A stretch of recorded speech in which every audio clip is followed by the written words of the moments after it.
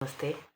जैसा कि मैं पिछले वीडियो में ये बात कही थी कि मैं कविताओं की एक श्रृंखला शुरू करने वाली हूँ।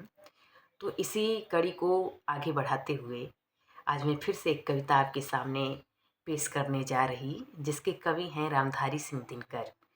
यह कविता भगवान कृष्ण और अर्जुन के बीच का संवाद है और यह कविता इस मीनिंग को बताता है कि जो लोग दुष्ट होते हैं उनके सामने विनती करना बहुत ही व्यर्थ है।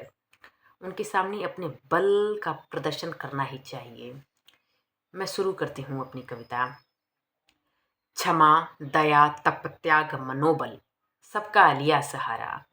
क्षमा दया तप त्याग मनोबल सबका लिया सहारा। पर नर ब्याग सुयोधन तुमसे कहो कहाँ कब हारा। क्षमा दया तप त्याग मनोबल सबका लिया सहारा। पर नर ब्याग सुयोधन तुमसे कहो कहाँ कब हारा। क्षमाशील हो रिपु समक्ष, रिपु यानी दुश्मन। क्षमाशील हो रिपु समक्ष तुम किए विनीत जितना ही। क्षमाशील हो रिपु समक्ष तुम हुए विनित जितना ही। दुष्ट कौरवों ने तुमको कायर समझा उतना ही। अत्याचार सहन करने का कुफल यही होता है।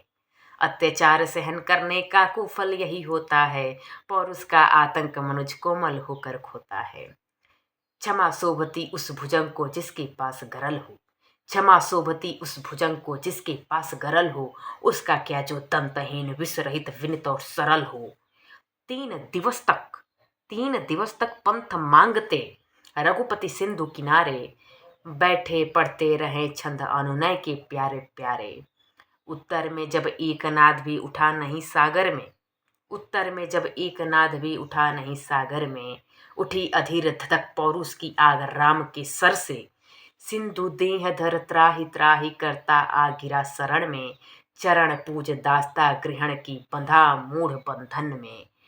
सच पूछो तो सर में ही बसती है दीप्ति विनय की।